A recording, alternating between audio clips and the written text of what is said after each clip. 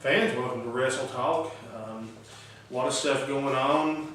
We recently attended the big Impact tapings in Knoxville. The first half of which you saw Thursday night if you watched. The second half, which will be on this Thursday night.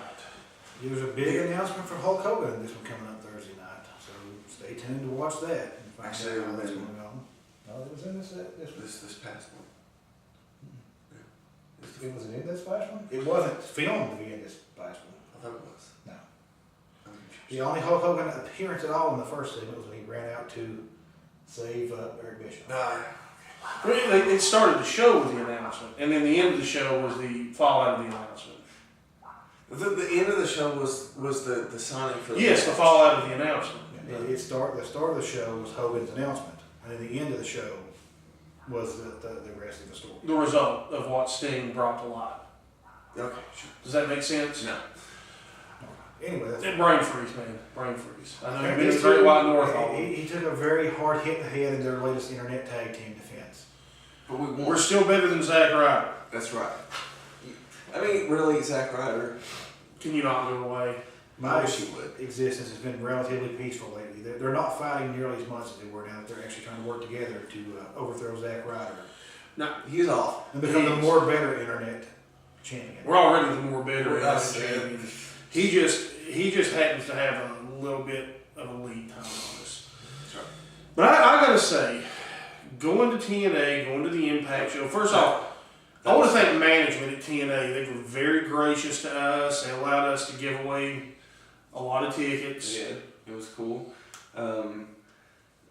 They allowed us to take photos, which is they allowed Patrick to take his professional. I was which the is only not allowed. person that was not a member of the Knoxville News Sentinel, the Knoxville Journal, or TNA staff that had a professional camera in there.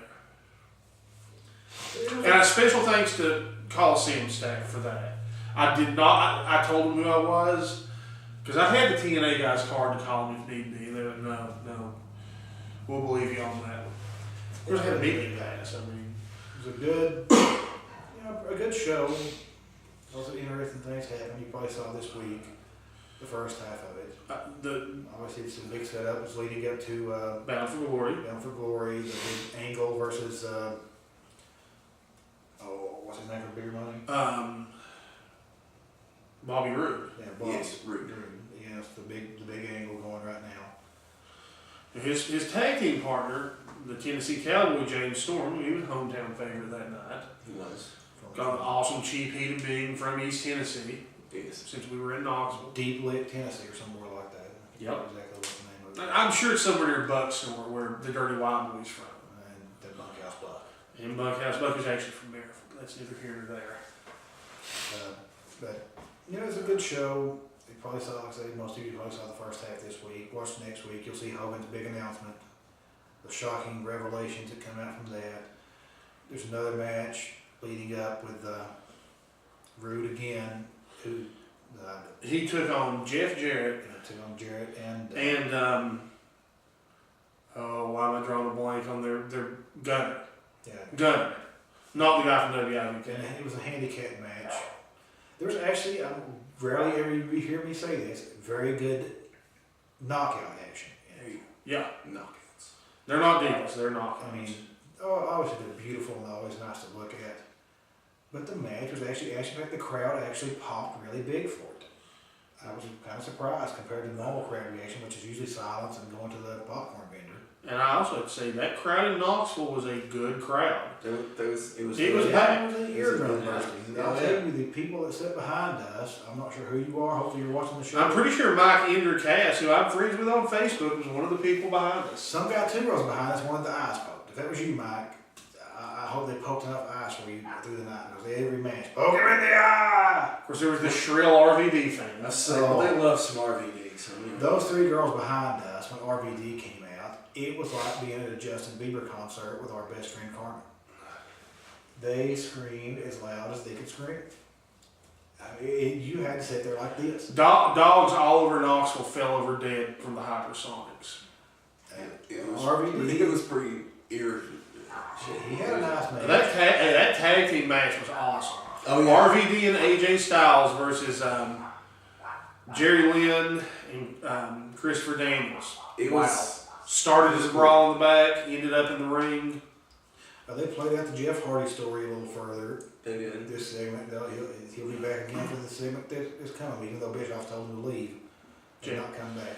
Jeff Hardy definitely made an impact at Impact. Hardy will be back in the segment on Thursday night. And you may see our beautiful faces Thursday night. Yeah, the camera was pointed right at us. The camera at us at the leading of a segment. And the internet tag team titles here were in fine form. We were indeed. I was shocking the world that day. Like I said, fans, it was good stuff. I hope a lot of you went out to it. And now, there's talk. We could see some pay-per-view action.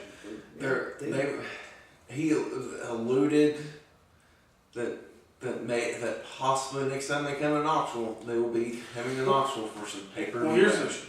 TNA does not travel nearly as much as WWE. They're starting to travel some, but they're just now starting to travel. They do almost all of their tapings and pay-per-views at Universal Studios in Orlando. I mean, when they say the Impact Zone, they literally mean there's a place where they film called the Impact Zone. But by golly, Knoxville, I think, showed them something. Now, Knoxville was a rare trip for them out of the state. This is the first time in a long time they've taped. Especially for a TV taping, because, when you got your TV taping, you have to bring so much extra. You literally have to have a semi that does nothing for production. There's semi-truck loads. Yeah, one of them is just your production equipment. I mean, literally, that doesn't move. That's where the production happens. They put it together. You gotta have ring. You gotta have the ring. The ring is not the easiest thing in the world to set up, folks. No, I would say there was about 3 semis At least in the park. I would say there were would be 3 more. semis for actual set and another one for production. Yeah. And that's a lot of expense to get out and go around. Which, they comped some tickets, gave some away at the Harley Davidson, who sponsored the show, which is good for Harley Davidson for sponsoring that level of wrestling. As was direct insurance. And Red Insurance sponsored the show. Gave away our nice towels, and our good friend Al probably has about 50 of them now. I could ever tell he could. He did. But they made sure the house was full. Probably sold. I'm sure they sold at least 6,000 or 8,000 tickets, judging by the size of the Coliseum. At $15 each, $16 each for the upper level seats, and $32 for floor. Well, The floor was now filled. they have the VIP meet and greet. $64 for ringside, I think was the price on that. VIP meet and greet's $100. I say the VIP. It was $100. They had a good crowd. I talked to some folks that did that. They also sold. They sold guitars that you could get that would be signed by Jarrett would come meet you and sign the guitar for you. And then they did something with Hardy. What did they sell for Hardy? Trucks. They sold. They sold They trucks. sold something for RVD too, and RVD was Yeah. signed in the corner. Right. And so they would come out. They came out and signed them in corners. The people that bought the stuff got to go down and meet them. I think They took several fans backstage. Yeah, Right. So quite a few through the course of the show, what they said. But I think they made a lot of money, probably on this, and got a good T-shirt crowd, sales were brisk. a loud crowd. Did you do your? I didn't order this last week. Did you watch any of it? I haven't watched it I yet. don't know how loud the crowd seemed. Maybe we should look into that tomorrow. We should. But it was a good show, and like I say, even the knockout match impressed me. And it was actually one of the more impressive matches of the night. And so normally I'm ready to go get popcorn myself during those matches. But I would rate it probably better than the SmackDown show I went and saw. And we had the best seats in the house for that.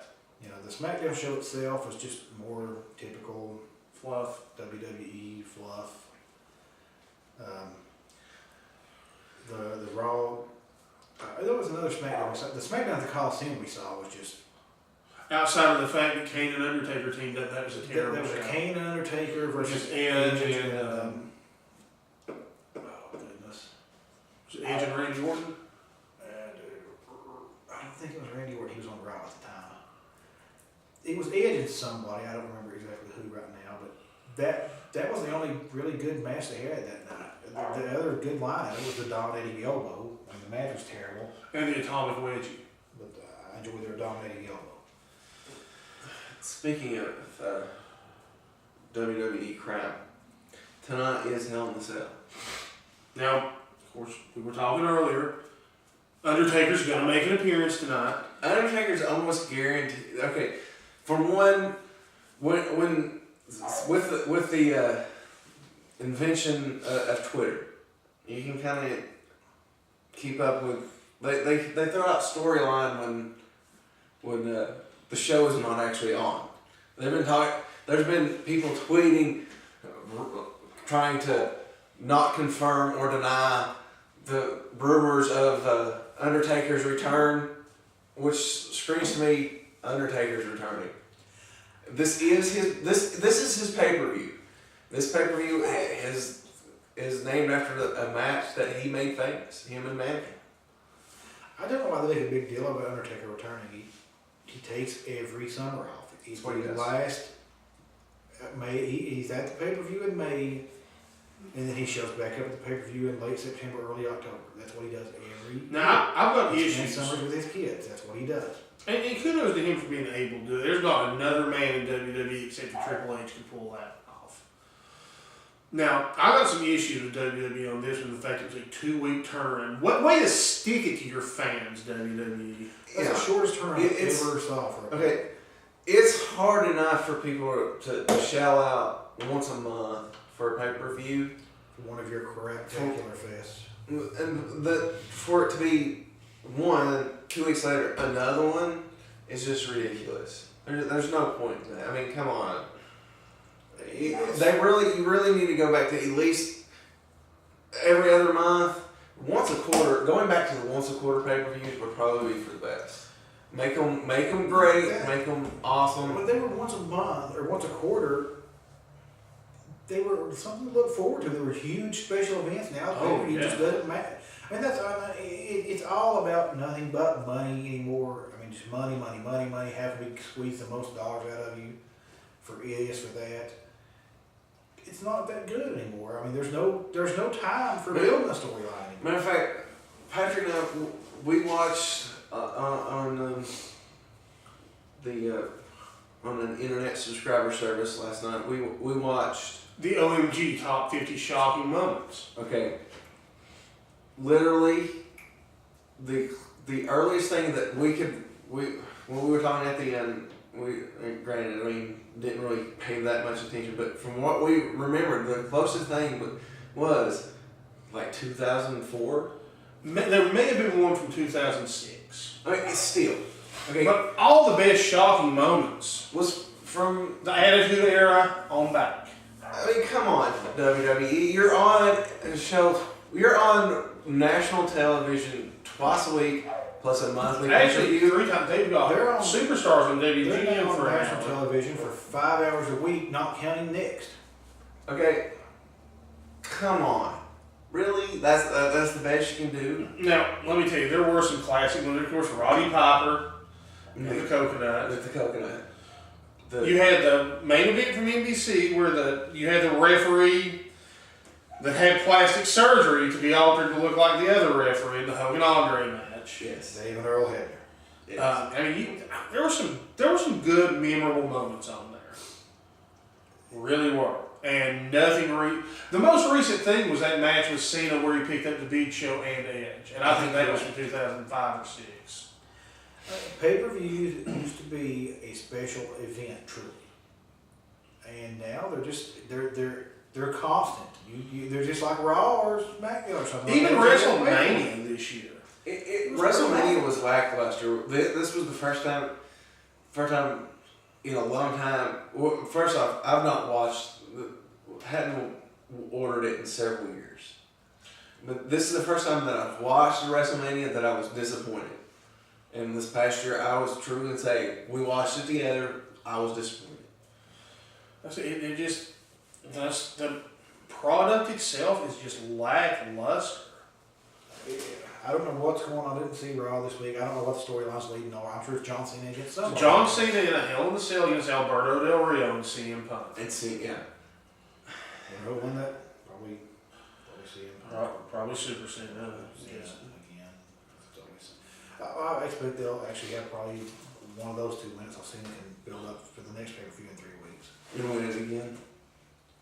I honestly think they're trying to make Okay. Cena to where he's the one that can call him like the 20-time match world champion. He's already held the to get title past Ric more than Flair. he's already held the title more than anyone else. No one has held that title as many times as he has. Because he wins it, loses it, wins it, loses it. One thing about it, he's always in the title match, no matter what happens.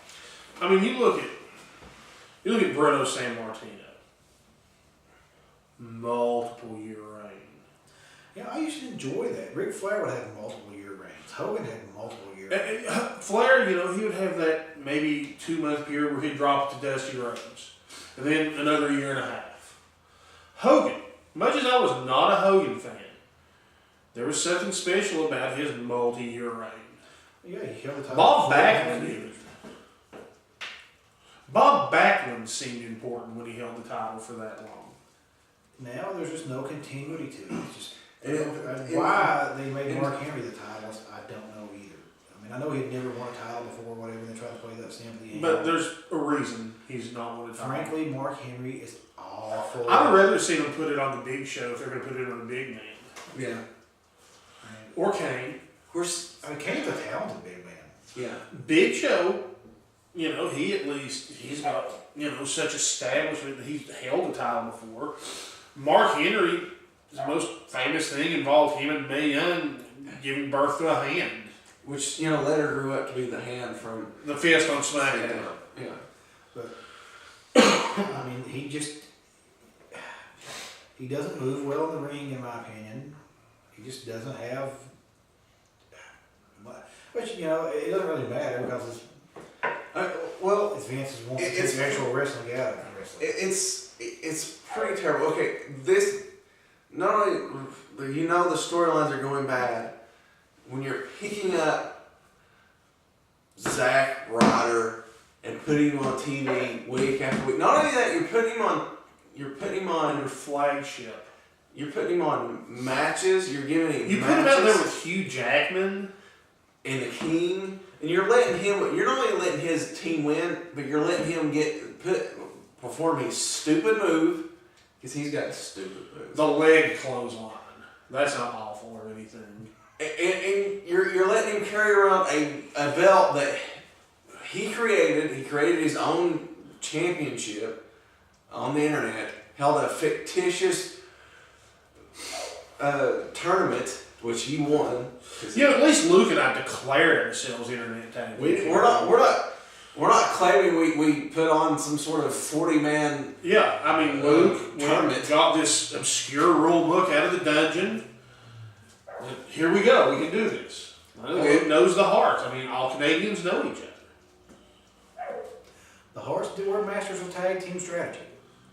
Anyway, I mean, okay, his big thing is broski. Broski? Who says that? Oh, wait, I know who says that. Douchebags. I mean, broski hasn't been popular since Pauly Shore. When you're in the, I don't think Pauly Shore was ever popular. What do you mean? He had those movies. That was Brendan Fraser. Oh. It doesn't matter. He was never popular. He was off. But so is Zack Ryder. Zack Ryder. It makes sense. Zack Ryder is the Pauly Shore of wrestling. Yeah, I mean, really? I mean, it literally makes me not ever want to spend money on the WWE product. Just because I would have to see it. It's like we talked about watching that thing. We were enjoying it, and then he comes on the air. Okay. He came on the air. He was talking, and it was like, oh, I lost all interest in whatever was going on. I don't remember that saying. You know who would be better on the air than Zack Ryder? Anybody. I can imagine the poor suckers who have shelled out $70-something bucks to WWE for the last 2 weeks for these pay-per-views now. You know what? Our good friend the Donkey Honky tweeted last night about things that should be brought back. He thinks that Bill and Randy Mulkey should be brought back. You know what? If it means Zack Ryder's off my TV, I'm all for bringing back Bill and Randy Mulkey. Maybe you two can challenge Bill and Randy. Ooh. To be, I'm sure they're the titleists of some territory. I'm sure at this moment they're wrestling at a Walmart somewhere in southern Georgia. They may literally be this month. the Tifton, Georgia middleweight tag team champions. So Bill and Randy, if you're out there, you want to come to East Tennessee, we'll pay you at least $20 in gas. That's right. Take on these two, parking lot match. We maybe get a ring for it. Yeah. Maybe give away some bicycles. Johnny always liked to give away bicycles. Bicycles Wait. are popular. That was a stupid idea. Never mind. we could go to a deli. We go to the Rock and Roll wearing diapers during lunch. That was a great idea. Going to the rock and roll is a Johnny good idea. wanted to give away bicycles because he wanted people to buy his kids a Christmas gift. That's true. Why didn't you just give his kids the bicycle?